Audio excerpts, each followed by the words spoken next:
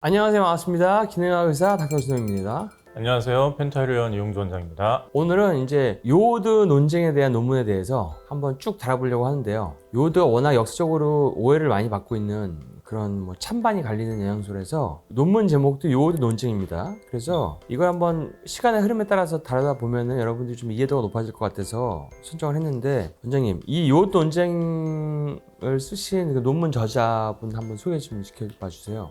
셀리 팔룬 모렐이라는 여성분이신데 웨스턴 A 프라이스라는 분의 영향을 받아가지고 어떤 영양학에 대한 관심을 가지게 된 것 같습니다. 그래서 이제 본인의 트렌드를 이제 뉴리싱 트래디션이라는 책에서 실제로 저희가 섭취하는 여러 가지 음식들이 나쁜 건 아니지만 공장식에 사육되지 않은 방식의 음식을 이제 먹는 거를 초기에 미국이나 서구 세계에 전파시킨 저자신 것 같고요. 이런 분께서 핫 이슈인 요오드에 대해서 디베이트를 쓰신 거죠. 그러니까 요오드의 논쟁에 대한 부분은 뒤쪽 부분에 우리 그 기능학 교과서를 쓴 가비라는 의사와 요오드 프로젝트를 본격적으로 다시 시작했던 닥터 아브라함이라고 해서 산부인과 선생님의 수제자인 브라이언스타인과 닥터 가비 두 의사의 어떤 논쟁이 뒤에 시작되는데, 그 전까지는 이제 요오드가 역사적으로 어떻게 흘러왔는지에 대한 흐름이 나옵니다. 요즘에도 이제 요오드가 결핍이 상당히 많다고 그러는데 한 전 세계 결핍이 어느 정도 되죠? 조사를 해보면은 세계적으로 결핍이 있는 영양소가 철분, 비타민 D, 그리고 또 요오드가 있는데요. 셋 다 거의 억 단위의 결핍 환자들이 있다고 돼 있고, 요오드는 대략 한 20억 명이니까 중국이랑 인도를 합친 것보다 조금 덜 되는 숫자네요. 상당히 많은 숫자가 요오드 결핍이고 5천만 명 정도는 실제로 결핍으로 인한 임상 증상, 그러니까 불편함이 있다고 알려져 있습니다. 근데 여기서 말하는 요오드 결핍은 그 전신 요오드 증상을 얘기하는 게 아니라 비타민 C로 말하면 계열병을 예방할 정도의 결핍, 그걸 얘기하는 거거든요. 사실은 훨씬 더 많은 사람이 요오드를 먹으면 도움이 될 수 있는 그런 부분이죠. 굉장히 많이 이제 부족한 건데요. 요오드가 많이 결핍되면은 걸리는 병이 있잖아요. 그렇죠. 이제 시작에 요오드라고 저희가 서두를 던졌지만 크레티니즘이라고 이제 내륙 지방에 해산물이 부족하고 요오드가 부족한 지역에서는 저신장, 발육이 안 되는 것들로 인해서 지능 저하도 올 수 있고 여러 가지 신체적인, 정신적인 문제가 생기는 거겠죠. 그러니까 요오드 결핍이 상당히 많아요. 특히 내륙 지방은 아직도 많고, 저희가 논문 보면은 임산부가 요오드 결핍이 심하면은 태어날 아이의 IQ가 15가량 떨어질 수도 있고, 태어나고 나서 키성장, 그다음에 2차 성징 이런 게 잘 안 된다고 나와 있거든요. 그리고 옛날에는 요오드가 이제 우리 몸에 갑상선에만 있는 줄 알고 이름을 TSH라고 이름을 줬는데, 실제로 보면은 그 외에도 우리 몸에 굉장히 많은 장기에 분포가 되어 있어요. 거의 모든 장기에 돼 있죠.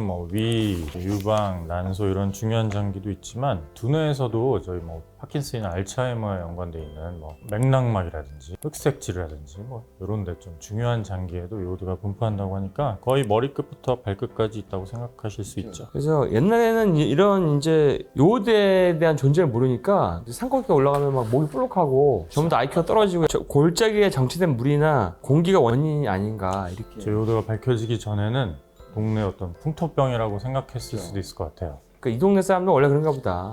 그러니까 18세기 후반이나 19세기 초 얘기라고 합니다. 그래가지고 이런 요오드 결핍이 워낙 많다 보니까 이제 공중 보건 캠페인이 일어났죠. 요오드를 어떻게 하든지 섭취하게 해가지고 이 국민들의 어떤 경쟁력을 끌어올리자, 건강하게 만들자. 그래서 생긴 게 이제 그 테이블 솔트에다가 소금에다가 요오드를 넣는 거, 이런 거라든지. 성장 결핍 예방을 위해서 소금이나 물에 요오드 화합물을 첨가하는 것이 국가적인 요오드 보충의 어떤 캠페인이라고 볼 수 있습니다. 20세기 초가 돼가지고 요오드 부족과 크레틴병의 상황관계가 밝혀졌고요. 1900년대 초반까지만 해도, 초중반까지만 해도 요오드를 갖다가 의사들이 치료하는 용량이 1g에서 환자에 따라서 많게는 10g까지 하루에 썼다고 합니다. 그러니까 우리는 지금 밀리그램 단위로 얘기하는데 또 RDA는 마이크로그램으로 돼 있거든요. 우리가 비타민C처럼 용량을 세게 쓰면 뭔가 어떤 효과가 나는데 그걸 모르고 우리가 그냥 먹을 수 있고 있을 수도 있다는 거죠. 우리가 건강 역사를 보면은 크게 패러다임 시프트가 되는 경우가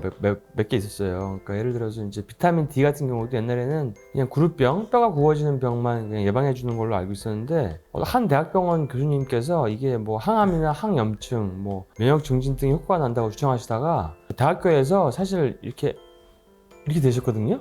후에 논문을 다시 쓰셔가지고 그게 인정을 받으면서 전 세계 사람들이 비타민들을 다 먹게 되는 계기가 됐어요. 그것도 일종의 보면 패러다임 시프트라고 할 수도 있고, 그리고 옛날에는 우리가 콜레스테롤 심장 가설 때문에 달걀을 하루에 하나 이상 먹으면은 콜레스테롤 높아진다고 알고 있어서 막 많이 못 먹었는데, 오히려 요즘에는 많이 먹으니까 콜레스테롤이 더 떨어진다고 나와 있으니까 더 먹으라고 TV 프로그램에 나오기도 하고 얘기가 되거든요. 그것도 어떻게 보면은 저탄고지에 의한 패러다임 시프트 이렇게 얘기할 수 있죠. 요오드도 이런 패러다임 시프트가 필요한 그런 어떤 중요한 미네랄이긴 한데, 뭔가 역사에서 뭔가 많이 꼬여 있어요. 이런 꼬여 있는 거를 이번에 시리즈에서 조금 풀어보려고 합니다. 자, 그리고 이제 여성암 중에서 제일 많은 암이 유방암인데, 제가 보니까 옛날에는 이렇게 많지 않았었는데 요즘에 들어서 폭증했다고 그러더라고요. 그래가지고 요오드를 많이 쓰던 1980년대쯤에는 지금에 비해서 유방암이 훨씬 덜했다고 그러더라고요. 그래서 다음 시간에는 요 논문에 그 요오드와 유방에 대해서 많은 얘기가 나오거든요. 그거에 대해서 한번